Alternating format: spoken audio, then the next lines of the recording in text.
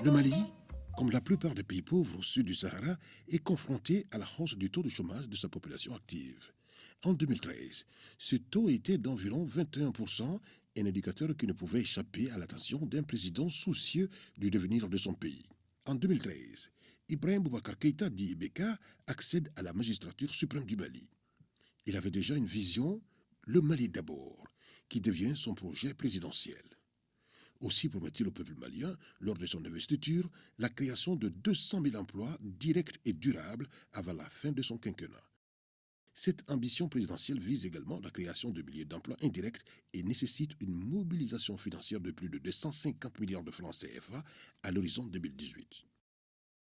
Dès septembre 2013, le ministère de l'Emploi et de la Formation professionnelle déballe son savoir-faire pour concevoir une bonne politique nationale de l'emploi en vue de la tenue de la promesse présidentielle.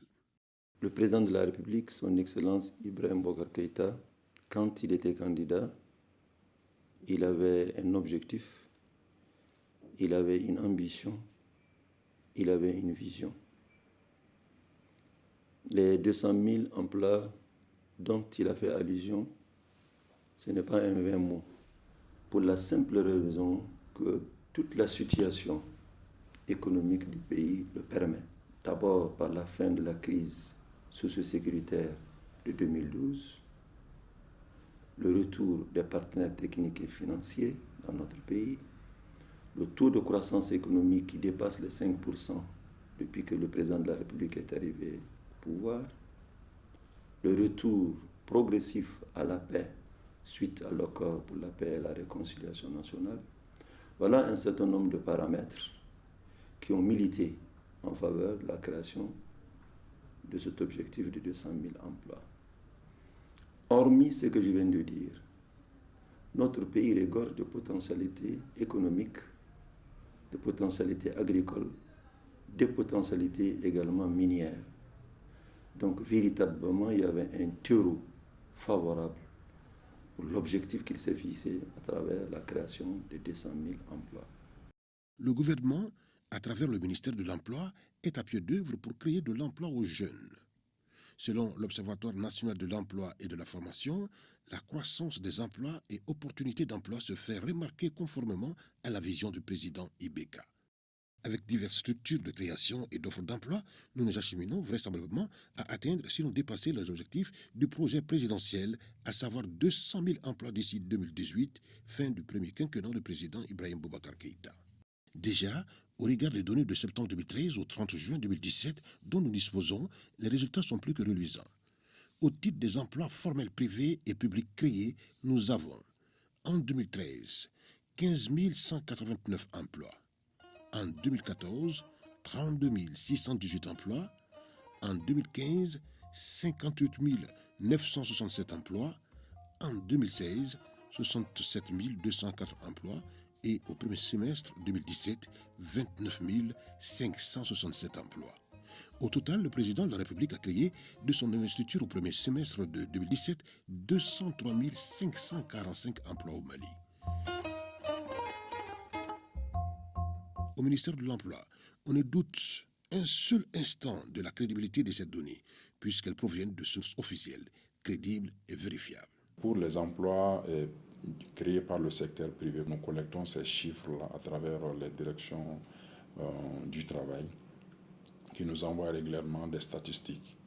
Donc, une entreprise, par exemple, qui doit recruter un agent.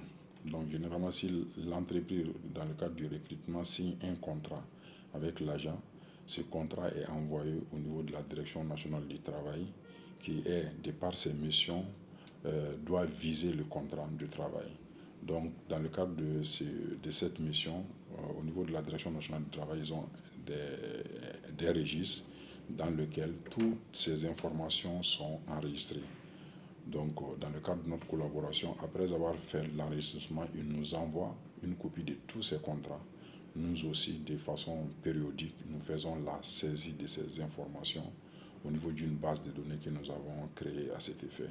Pour ce qui concerne les emplois créés par le secteur public, donc à ce niveau également, nous avons désigné des points focaux dans tous les départements ministériels également qui nous remonte régulièrement les informations par rapport relatives aux créations d'emplois concernant les projets et les programmes qui sont au niveau des départements ministériels. Ce sont l'ensemble vraiment de ces deux sources que nous utilisons qui nous permettent vraiment de produire des statistiques sur les créations d'emplois. Dans l'esprit du président de la République, les jeunes sont au cœur de son projet. On comprend dès lors la forte implication de structures comme l'Agence pour la promotion de l'emploi des jeunes, APEJ, le projet de développement des compétences et emploi des jeunes, PROCEJ, le projet de formation professionnelle, insertion et appui à l'entrepreneuriat des jeunes ruraux, FIER. Fondamentalement, la mission de l'APEJ est de concourir à la création d'emplois pour les jeunes âgés de 15 à 40 ans par le biais du renforcement de leur employabilité, le développement de l'esprit d'entreprise et l'appui au financement de leurs projets. À ce titre, depuis 2013, l'APEJ a placé en stage de formation professionnelle quelques 25 000 jeunes à raison de 5 000 diplômés par an. Au niveau du développement de l'esprit d'entreprise, c'est les jeunes. De 2013 à maintenant, l'APEJ a formé 12 734 jeunes dans différents modules liés à l'entrepreneuriat pour un coût global de 1,8 milliard de francs CFA. Plus de 9 000 jeunes ont été sensibilisés à l'entrepreneuriat et 1 634 jeunes ont été placés dans le programme d'incubation. Au niveau du financement des projets des jeunes, l'APEJ a financé 4 800 projets de jeunes, toutes catégories confondues, dont 2 818 projets issus du milieu urbain et 2 082 projets issus du milieu rural. Ces financements ont été rendus possibles d'une part grâce aux ressources du FNEJ, mais d'autre part grâce aussi à l'appui des projets structurants du gouvernement de la République du Mali, accompagnés et soutenus par des partenaires techniques et financiers comme la Banque mondiale, l'Ux Development et l'Organisation internationale pour les migrations. Le projet de développement des compétences et emploi des jeunes, PROCEJ, a été initié par le ministère de l'Emploi et de la formation professionnelle en vue du renforcement de l'apprentissage et de l'insertion socio-professionnelle des jeunes, avec comme cible principalement les jeunes non scolarisés, faiblement scolarisés et des diplômés, soit environ 47 000 jeunes âgés de 15 à 35 ans. Le projet, grâce au financement de la Banque mondiale, mobilisera à cet effet environ 33 milliards de francs CFA. Le projet, c'est une initiative du gouvernement du Mali, accompagnée par le groupe de la Banque mondiale, qui vise essentiellement à trouver une solution à la problématique de l'emploi des jeunes au Mali. Cela s'est fait à travers deux principaux axes. L'axe de l'amélioration de la qualification des jeunes et l'appui à la création d'emplois. Concernant l'axe amélioration de la qualification des jeunes, nous avons des chantiers importants. Ces chantiers concernent le renforcement du système d'enseignement technique, public et privé. Concernant les établissements publics, nous avons 6 établissements que nous sommes en train de renforcer aujourd'hui dans les créneaux porteurs, qui sont l'agroalimentaire, les cuirs et peaux, le BTP et autres. Concernant les établissements privés, nous avons aujourd'hui sélectionné 9 établissements qui vont bénéficier de l'appui de l'État. C'est un montant de 2,5 milliards qui vont être injectés. Concernant la formation des jeunes, nous avons un objectif de 25 000 jeunes à former et à insérer à travers 2 principaux dispositifs. Le dispositif de l'apprentissage de type dual que nous avons déjà développé avec la coopération suisse et le secteur de l'artisanat au Mali, et l'apprentissage traditionnel que nous améliorons. Sur l'apprentissage de type dual avec le secteur de l'artisanat, nous avons un objectif de 4 500 jeunes à former. Sur ces 4 500 jeunes, aujourd'hui, nous avons placé 3 000 jeunes au niveau des entreprises artisanales et 1 500 jeunes ont été placés dans les entreprises modernes. C'est un dispositif qui fait ses preuves, qui contribue normalement à l'insertion des jeunes. Tous ces jeunes qui sont passés par ce dispositif, nous pouvons dire aujourd'hui que ces jeunes sont insérés parce que la majeure partie d'entre eux travaillent aujourd'hui. Le projet présidentiel concerne tous les secteurs du développement. Grâce aux appuis du ProSège, des ateliers et unités très variés ont vu le jour. D'autres se sont perfectionnés. D'ores et déjà, à travers le pays, 6 000 jeunes déscolarisés et non scolarisés ont été formés pour apprendre un métier. 1 269 maîtres d'apprentissage ont été formés pour encadrer des jeunes. 1 989 jeunes déscolarisés ont été placés dans des zones urbaines et semi-urbaines pour ne citer que ceux-ci.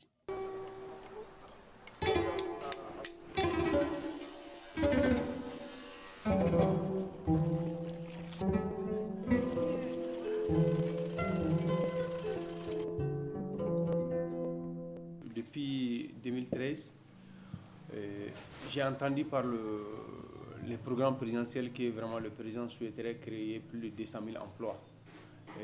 J'y attendais et j'y croyais. C'est jusqu'en 2015 que j'ai décidé de solliciter l'appui du gouvernement. Donc à travers un projet que j'ai monté et j'ai postulé au concours de plan d'affaires organisé par le ProSège. Ils ont sélectionné les dossiers, ils ont pris 200.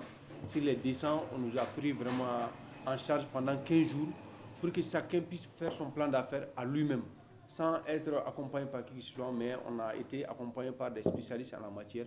Et nous avons fait 15 jours en formation. À travers ça, mon projet a été financé à 90%. Avec cet appui, j'existais avec 9 personnels et aujourd'hui, j'ai doublé ces 9 personnels-là. Donc, ce qui me fait à peu près 18 emplois que j'ai créés. Je remercie le président de la République qui a eu l'idée de sauver la jeunesse malienne pour qu'il ne puisse pas aller en exode. Une fois, le président a dit, avant son quinquennat, il doit employer 200 000 emplois. 200 000 emplois, moi je suis un bénéficiaire et tant d'autres. Ces projets, nous sommes les pionniers de ces des process. On était au nombre de 77 bénéficiaires. Les 77 bénéficiaires, je peux dire aujourd'hui, chaque bénéficiaire peut employer à peu près 3 personnes. Moi, en personne, j'ai 3 ou 4 à ma position dont ils travaillent avec moi. Grâce à ces 3 millions, vraiment, ils sont en train de faire des petites activités génératrices et revenus.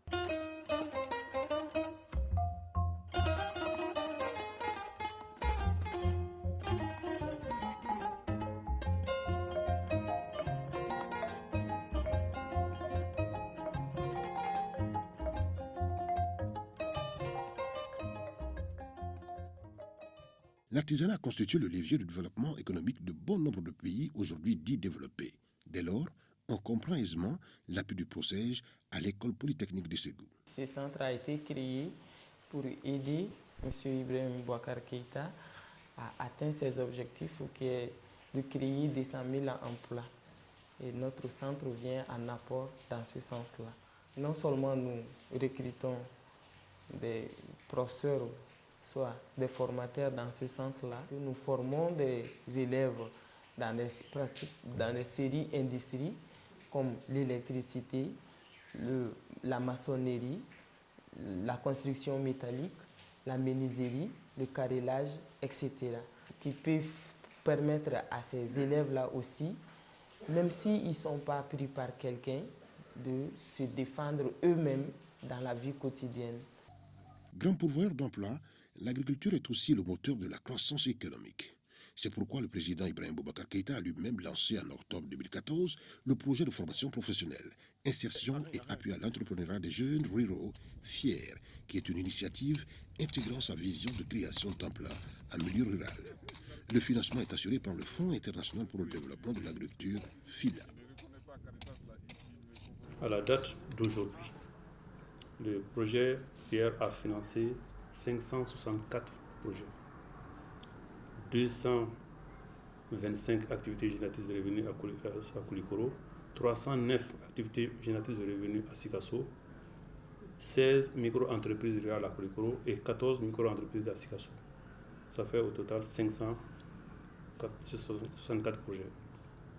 Ces projets ont été financés au profit des jeunes hommes et femmes.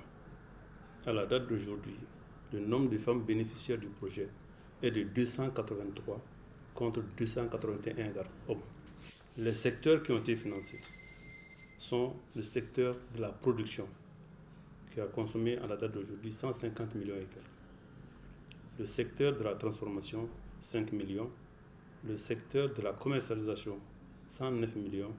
Et la maintenance agricole, 7 millions. Chaque projet financé a créé au minimum 2 emplois supplémentaires.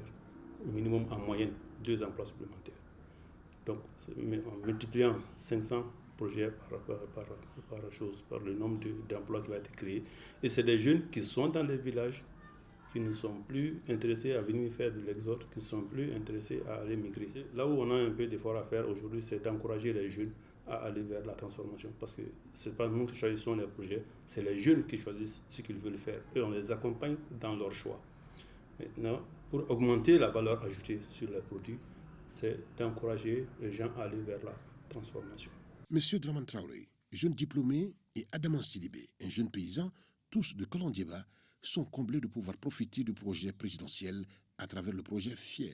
Aujourd'hui, je suis vraiment très ravi de voir réellement que mon entreprise est réellement s'épanouie de plus en plus parce que nous voyons que nos produits sont recommandés parce qu'avec l'appui du projet FIER, nous avons réellement amélioré considérablement nos produits.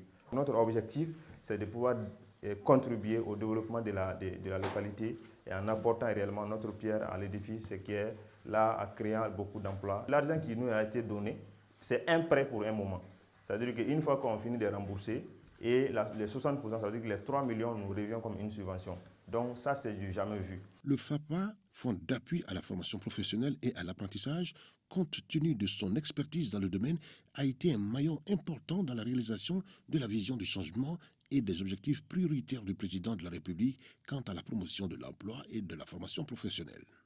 Dans le cadre de la vision du changement prônée par le président de la République, son Excellence Ibrahim Boubacar Keïta, le FAPA a joué largement sa partition depuis plus de 3 ans, à travers donc l'accompagnement des actifs du secteur privé en termes de renforcement de compétences pour accroître la compétitivité des entreprises et les permettre encore de faire beaucoup plus d'emplois sur le marché, d'une part. Et d'autre part, le FAPA intervient également pour accompagner le secteur non structuré et les jeunes en vue de leur employabilité.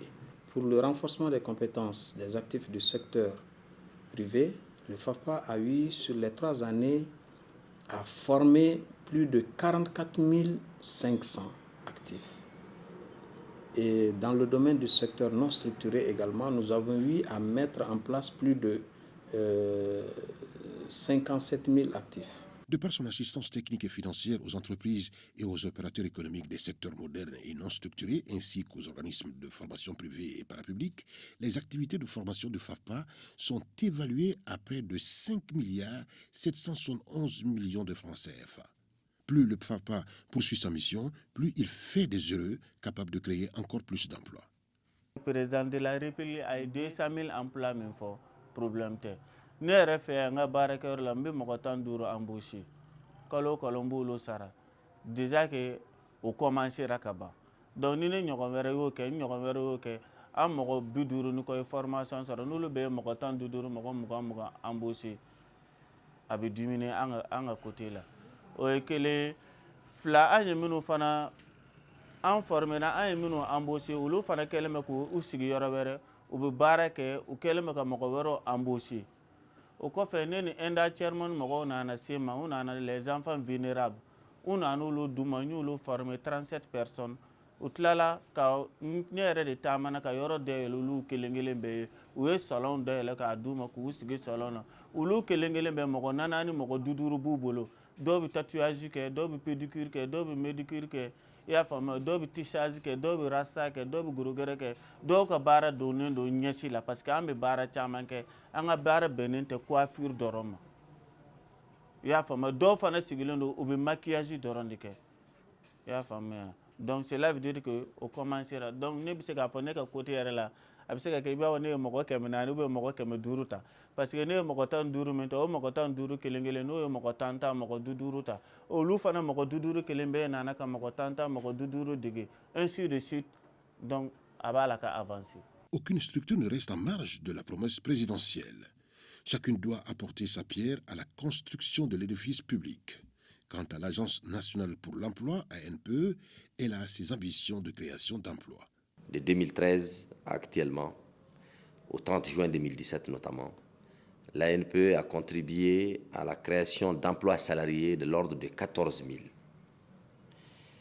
Et au niveau du financement des PME, PMI et TPE, donc petites et moyennes entreprises, nous avons financé 540 unités à travers l'étendue du territoire national en contribution au projet présidentiel qui ont généré en termes d'emploi, d'auto-emploi, 5 019 emplois.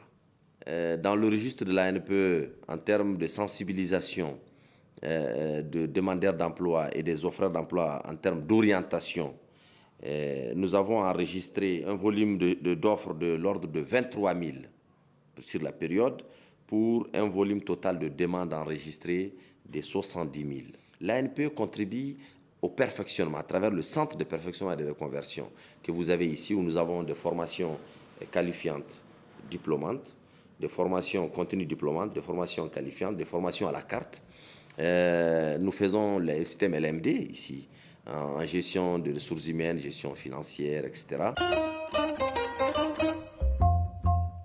Un projet du président de la République, c'est l'affaire de tous. Aussi, différentes directions nationales se sont bien impliquées pour que la promesse devienne une réalité. La Direction nationale de l'emploi est le service central de l'emploi.